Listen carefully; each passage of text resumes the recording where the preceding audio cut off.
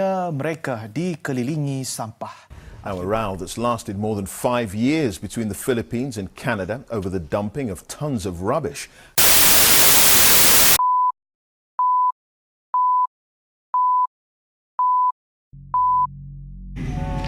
Hi, my name is Nurul binti Musin. Hi, my name is Nadia Hamid. Hi, I'm Syahira binti Rashid. Hi, I am Sahana Faya binti Zamri. Hi, my name is Amir Ashraf bin Azizat. Okay, hi. My name is Muhammad Sarafman Mishri and our topic is about municipal solid waste. Okay, see you in the next episode.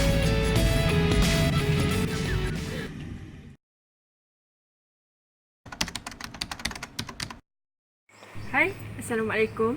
Okey, hari ini kita akan membincangkan mengenai sisa pepejar. Sisa pepejar ditaksirkan sebagai apa-apa bahan skrap atau benda lebihan dari yang tidak dikehendaki atau benda-benda lebihan yang timbul daripada penggunaan apa-apa proses. Sisa pepejar juga merupakan benda yang tidak dikehendaki, yang sudah lupus, yang sudah dimusnahkan, yang pecah dan sebagainya. Okey, apa-apa bahan lain yang mengikut akta ini atau mana-mana undang-undang bertulis lain dikehendaki oleh pihak berkuasa supaya dilupuskan dan tidak lagi termasuk buangan terjadual sebagaimana yang diperihalkan di bawah Akta Kualiti Alam Sekeliling 1974 Akta 127. Okey, dalam sisa pepejar dia mempunyai pelbagai jenis bahan. Ia terdiri daripada sisa makanan, mentol lampu, pampers dan macam-macam lagi. Dan ia juga termasuk dengan sisa-sisa yang berbahaya seperti hazardous waste dan contohnya sisa-sisa daripada klinik. Dalam sisa pepejar dia mempunyai 5 kategori. Yang pertama, biodegradable waste iaitu sisa yang mereput. Sisa yang mereput ini maksudnya seperti tumbuhan, haiwan yang boleh dirungkai oleh organisma lain. Yang kedua, recyclable waste iaitu bahan yang telah boleh diketar semula seperti tayar, bekas-bekas makanan. Dan yang ketiga, inert waste iaitu bahan lengan, sisa lengan. Sisa lengan ini ialah sisa yang secara kimia maupun biologikal yang tidak aktif dan tidak mereput. Dan yang keempat, composite waste iaitu bahan komposit secara umumnya ialah bahan yang digunakan dalam jurutera dan dari dua campuran yang lebih dari dua bahan. Dan yang kelima, domestic hazardous waste iaitu sisa buangan yang rumah yang berbahaya dan kadang-kadang ia juga dipanggil sebagai household hazardous waste dan ia juga berpunca daripada sisa buangan ini dari rumah bukannya dari kilang dan berpotensi untuk mendatangkan kesan bahaya kepada kesihatan dan umum. Hey sir, can I take your time a minute? I want to make some short interview about municipal waste management. Yes, can. Okay, first of all, I would like to start with what is the definition of waste management? Waste management. Yeah. From what I know is waste management is a process of collecting, transporting and disposal of waste management. Oh, so you know the definition of waste management. Yeah. And how do you practice waste management at your home? Usually I practice the waste management by differentiate the type of waste in my kitchen, which is the dry and wet. Oh, and lastly, the last question is what is the type of different type of waste from your point of view? Okay, for me there are 3 types of waste product, which is the first is the wet product that come from vegetable or peel of fruits. Okay. The second one is the dry product, come from like this. This the product. And the third one is the hazardous product, which come from batteries or any. Battery of car. Yeah. Oh. So it contain some of chemical. Oh. So did you spray your item carefully? Yes. Before I throw it, I have differentiate this. So it is good for you because it is easy for our authority to make the disposal of the item if you spread. So thank you very much for having me for sort of interview. Okay. Thank you, sir. Hey, my hand is dirty. It's okay. It's okay. Ladang tu. Okay. I am Hana. I want to ask you about municipal solid waste in Malaysia. For your opinion, how to practice waste management at home or office? They need separate containers for dry and wet waste in the kitchen. Besides, keep 2 bags for dry waste collection, paper and plastic. Like you said just now, they need to separate the waste. As you know, what the different type of waste in Malaysia? As far I know, there are types of waste in Malaysia. First, wet waste. It is consists of kitchen waste, include vegetables and fruit peels, and also pieces, tea leaf, coffee ground, eggshell, bones, and fish scale, as well as cooked food. Second is dry waste. Dry waste consists of paper, plastic, metal, glass, rubber, fabric, leather, wood, and also anything that can be kept for an extended period without decomposing it, classified as dry waste. For the third one, the solid waste is also include hazardous waste, as we call HHW. This waste consists of toxic substances such as paint, cleaning agent, solvent, insecticide, and their containers. Lastly is e-waste. E-waste is or if we call electronic waste, including solid waste.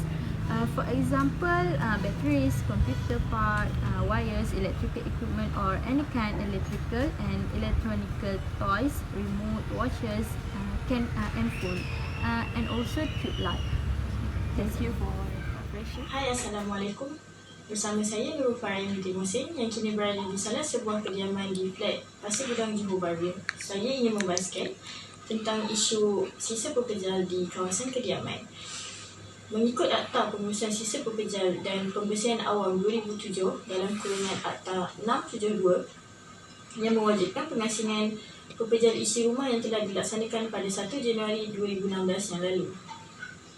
Timbalan Menteri Kesejahteraan Bandar, Perumahan dan Kerajaan Tempatan, Datuk Halimah Muhammad Sadiq, pada ketika itu berkata keputusan itu dibuat bagi meningkatkan kesedaran masyarakat mengenai pelaksanaan akta berkenaan. Menerusi penguatkuasaan akta itu, beliau berkata adalah menjadi satu kesalahan sekiranya orang ramai tidak mengasingkan sampah mengikut 3 jenis barangan kita semula di premis masing-masing. Datuk Halimah berkata lagi, proses kutipan sisa pepejal akan dilakukan 3 kali seminggu dan satu daripada hari tersebut ditetapkan bagi kutipan bahan-bahan yang boleh dikitar semula. Hai, kini bersama saya Adik Muhammad Nur Rahman, iaitu salah seorang penghuni di kediaman ini. Hai, Assalamualaikum adik. Waalaikumsalam. Okey, adik selalu dekat rumah mesti selalu tolong ibu membersihkan sampah dan membuang sampah, bukan? Jadi macam mana adik mengasingkan sisa pepejal di rumah? Ibu selalu ni macam sisa makanan ni kan, ibu bantuk sampah. Kalau plastik pula, ibu simpan kat sini untuk dibuat kita semula lah. Oh, okey, bagus sekali. Jadi bila selalunya lori sampah yang kita semula akan datang ke sini? Hari Jumaat. Oh, okey. Okey, baik. Terima kasih Adik Muhammad Nur Rahman di atas masa yang diberikan. Okey, sekian saja laporan daripada saya tentang isu sisa pepejal. Sekian, terima kasih. Assalamualaikum, my name is Cik Najah. Today I would like to do a simple and quick interview from random student in Yogyakarta Jasin, which is Arifik Nurashila binti Mahat.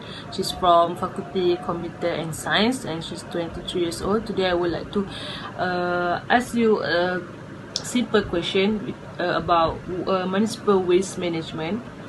Okay, Sheila, first question based on your opinion or knowledge, how do you dispose your waste? Okay, I will compost my waste at home, and I will use aerated container because it can be easily if do home composting.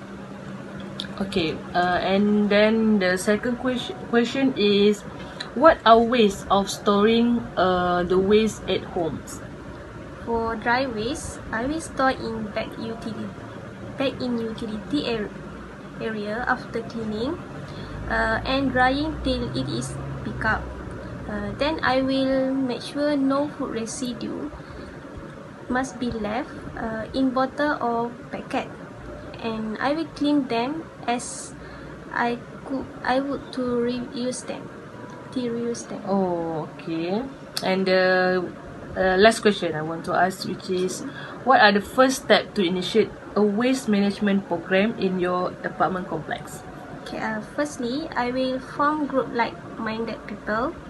Then I will explain all information to my apartment building and make sure they all understand and its importance.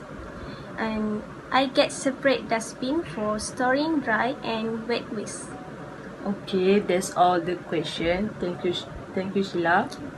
Okay, thank you.